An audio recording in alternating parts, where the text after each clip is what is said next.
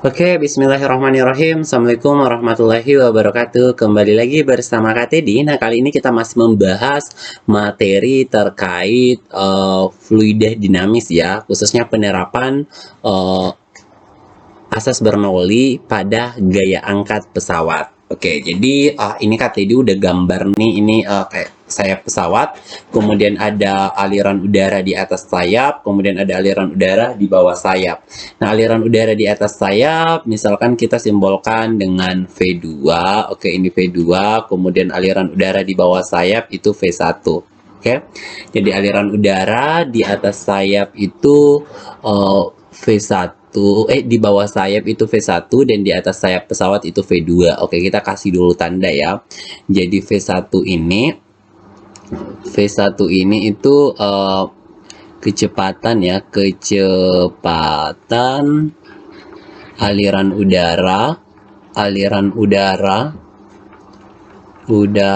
di bawah sayap ya, di bawah sayap pesawat maksudnya ya, bawah sayap. Oke, ini sayap pesawat ya. Oke.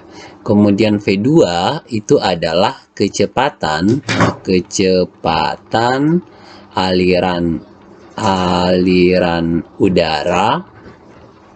udara di atas sayap pesawat. Oke, di atas sayap. Oke. Nah, gaya tekan itu apa, Kak? Gaya angkat ya maksudnya. Gaya angkat itu apa? Nah, di sini kan ada aliran udara di atas, ada aliran di bawah. Otomatis ada tekanan di atas dan ada tekanan di bawah ya. Nah, kalau ada tekanan ya pasti ada gaya tekannya ya. Nah, jadi ini akan ada gaya tekan ke bawah. Oke, ini F2.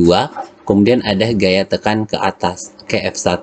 Nah, jadi gaya angkat itu adalah selisihnya antara F1 dan F2. Jadi kalau misalkan F1-nya lebih besar daripada F2-nya, maka memungkinkan pesawatnya untuk terangkat karena gaya yang mengangkat ke atasnya lebih besar ya daripada yang mendorong ke bawahnya. Jadi supaya bisa terjadi gaya angkat, maka F1-nya itu lebih besar daripada F2 ya. Nah, itulah besar gaya angkat. Jadi gaya angkat itu kalau berdasarkan gambar yang tadi dibuat ini, gaya angkat pesawat itu adalah F1 dikurang dengan F2.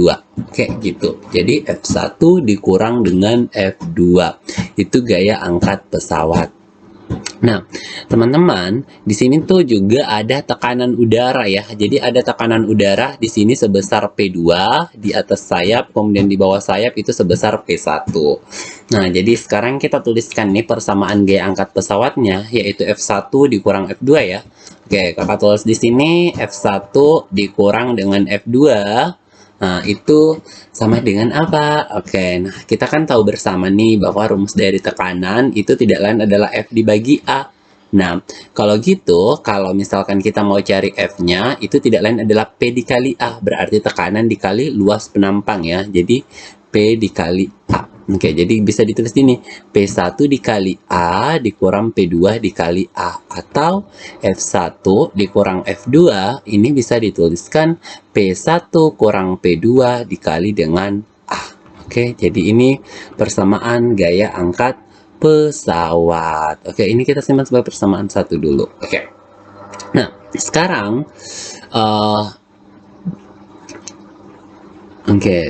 sekarang terlihat ya bahwa supaya pesawatnya ini bisa terangkat, maka tekanan di atas sayap itu harus lebih kecil ya daripada tekanan di bawah sayap. Jadi tekanan di bawah sayap harus lebih besar daripada tekanan di atas sayap. Oke, jadi itu syaratnya ya. Jadi syaratnya supaya bisa ada gaya angkat pesawat itu adalah tekanan di bawah sayap harus lebih besar daripada tekanan di udara di atas sayap pesawat, atau P1 lebih besar daripada P2. Oke, kita tulis lagi keterangannya di sini. P1 itu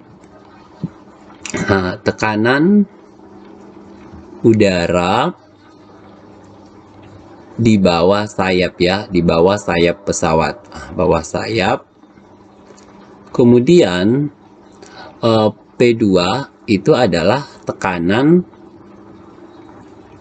udara di atas sayap. Oke, di atas sayap. Oke. Nah, sekarang kita mau hubungkan nih sama kecepatan ya. Persamaannya gimana Kak kalau yang diketahui kecepatannya?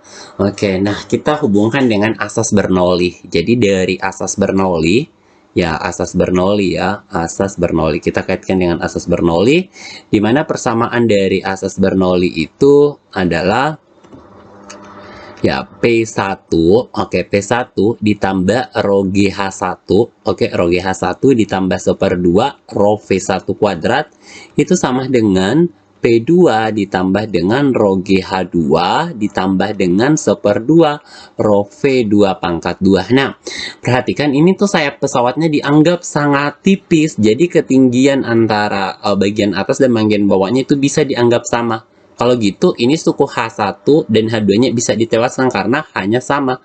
Jadi ini bisa ditewaskan, ini tewas, ini tewas. Oke, jadi yang tersisa, sisa ini P1, P1 ditambah 1/2 rho V1 kuadrat sama dengan P2 1/2 rho V2 kuadrat. Nah, dari sini terlihat bahwa P1 itu ditambah 1/2 rho V1 kuadrat itu harus sama di yang kedua. Jadi gini, kan kita udah tahu nih syaratnya tadi bahwa P1-nya itu harus lebih besar daripada P2.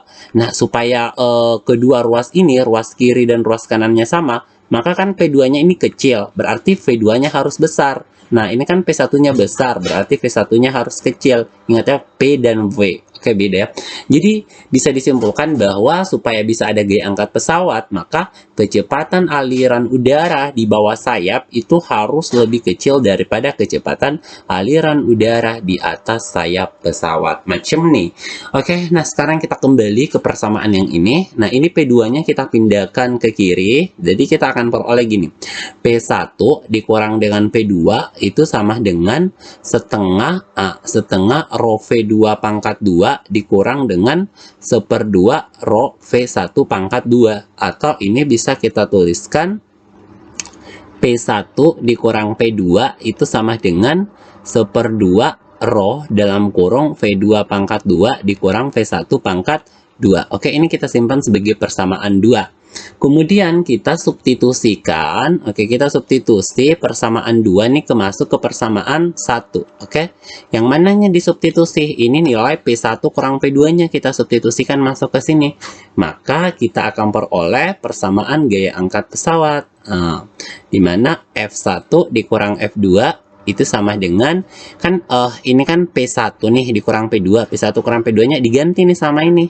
Jadi kita akan peroleh 1/2 rho V2 pangkat 2 dikurang dengan V1 pangkat 2 dikali sama A. Atau biasa persamaan ya angkat pesawat F1 kurang F2 itu ditulisnya gini, 1/2 rho dikali A dikali V2 pangkat 2 dikurang V1 pangkat 2. Oke, ini kakak kotakin gitu. Oke, ini kita kotakin Kak. Oke deh, kita kotakin. Macam nih. Nah, jadi ini persamaan gaya angkat pesawatnya. Nah, A itu apa? A itu adalah luas penampang pesawat. Sayap pesawat ya, luas penampang sayap pesawat. Oke, sayap pesawat. Oke, dan rho itu adalah massa jenis udara. Oke, teman-teman. Jadi, syarat supaya bisa ada gaya angkatnya, tekanan udara di bawah sayap pesawat harus lebih besar daripada tekanan udara di atas sayap pesawat.